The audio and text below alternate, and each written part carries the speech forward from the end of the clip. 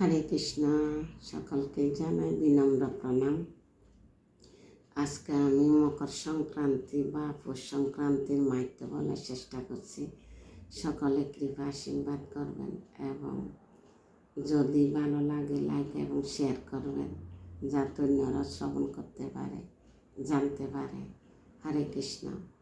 মকর সংক্রান্তি বা পৌষ সংক্রান্তি মানে হচ্ছে 12 মাস শেষ, নতুন বছর শুরু। সংক্রান্তি মানে মাস শেষ,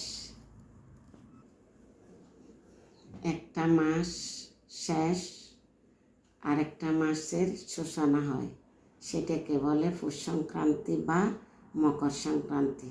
শেষ দিনকে বলা হয় সংক্রান্তি। তো এই পৌষ সংক্রান্তি হচ্ছে আগামী 14 জানুয়ারি, রোজ বুধবার। সেদিন তো একাদশী। তো একাদশী শততিল একাদশী। তো একাদশী তো তিল খাওয়ার মানে শাস্ত্রের বিধান দিছে। যায় যায় একাদশীর মাহাত্ম্য দিব, একাদশীর মাহাত্ম্য শ্রবণ করে তিল দিয়ে স্নান করা, তিল খাওয়া, ওই দিন বিধি দেওয়া আছে। এটা হচ্ছে যে পৌষ সংক্রান্তি বা মকর সংক্রান্তি। সূর্য যখন মকর রাশিতে প্রবেশ করে তাকে বলা হয় মকর সংক্রান্তি।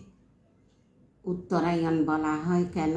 সূর্য উত্তর দিকে অবস্থান করে, তাই উত্তরায়ণ বলা হয়।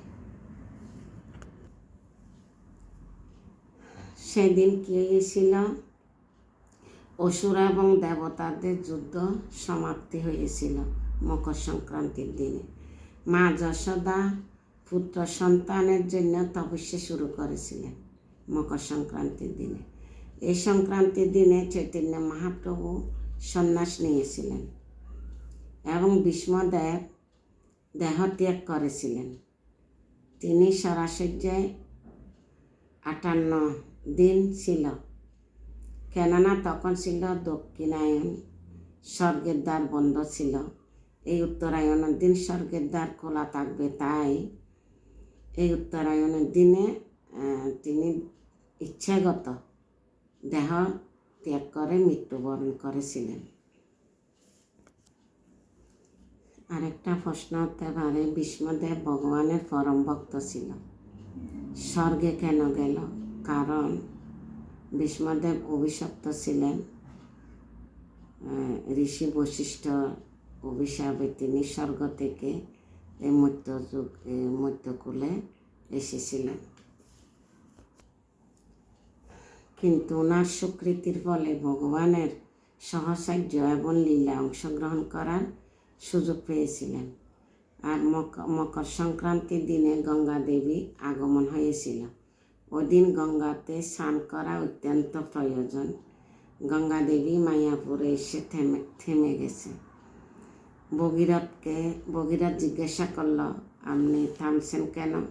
তখন গঙ্গা দেবী বলল, এটা অত্যন্ত পবিত্র স্থান, মহাপ্রভু ফাল্গুনী পূর্ণিমাতে আবির্ভূত হবে, তাই আমি তার তপস্যা করার জন্য এখানে আমি অবস্থান করব।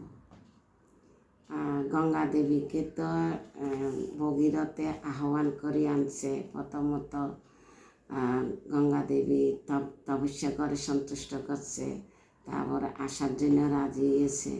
তারপর বলছে আমার এই স্রোতকে ধারণ করবে, শিবকে বলছে শিবের জড়াইতে ধারণ করবে, শিবকে সন্তুষ্ট করছে, রাজি করাইছে। শিবের এই গঙ্গা স্রোত জড়াইতে ধারণ করছে। তার গঙ্গা দেবী বলছে, আমি এক সপ্তাহে যাব, তবে তুমি আগে আগে শঙ্খ বাজায় যাবে, শঙ্খ ধ্বনি দিয়ে আমি পিছিয়ে পিছিয়ে আসবো। যদি তুমি পিছিয়ে ফিরে দেখো আমি ওখানে থামে যাব। তো আস্তে আস্তে নদীয়াতে জাহ্নমুনির আশ্রমে ঢুকে গেছে। তখন জাহ্নমুনি ধ্যানে ছিল, ক্রোধে বসে সব পান করে গেছে। তারপর দেবতারা এবং ভগীরথ স্তবস্তুতি করে আবার কান দিয়ে বের করছে। তো যেতে যেতে এই মায়াপুরে থামছে।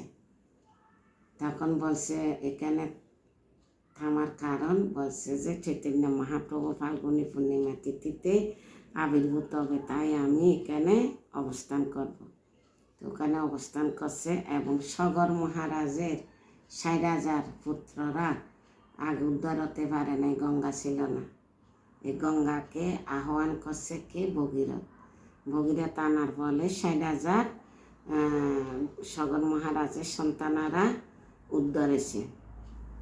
আর মকর হচ্ছে গঙ্গার বাহন। ১২ মাস শেষ, সেটে সংক্রান্তি, কিন্তু এই পৌষ সংক্রান্তি মাহিত্য অত্যন্ত তাৎপর্যপূর্ণ। সূর্যদেব ধনু রাশি থেকে মকর রাশিতে প্রবেশ করে। ১ মাসের জন্য সূর্যদেব শনিদেবের গৃহে অবস্থান করে। গঙ্গা স্নান করার মাহিত্য আছে। তো যেভাবে গঙ্গাতে তো যারা করতে পারে তারা ভাগ্যবান, যারা করতে পারে না, আমাদের পরমারাধ্য গুরু মহারাজ বলছে ৩ বার গঙ্গা গঙ্গা বলে স্নান করতে। আর ওই দিন তো তিল জাতীয় কিছু বানানোর বিধি আছে। অবশ্য তিল একাদশী, ওই একাদশীতে তিল খাওয়ার অনুমোদন আছে। হরে কৃষ্ণ, সকলকে প্রণাম। ভুল ত্রুটি নিজে গুণে ক্ষমা করবেন। আর এই পৌষ সংক্রান্তির মাহাত্ম্য আপনারা শেয়ার করবেন, অন্যরা যাতে শ্রবণ করতে পারে। আর আপনাদের লাইক শেয়ারে আমার উৎসাহ হয়। আমি এতটুকু আসছি, আপনাদের উৎসাহ নিয়ে। আমার এই বয়সে এতটুকু প্রচার করা সাধ্য না, একমাত্র গুরু গৌরাঙ্গর কৃপা, আপনাদের কৃপা আশীর্বাদে আমার এগুলো সম্ভব। হরে কৃষ্ণ, সবাইকে প্রণাম। ভুল ত্রুটি নিজে গুণে ক্ষমা করবেন।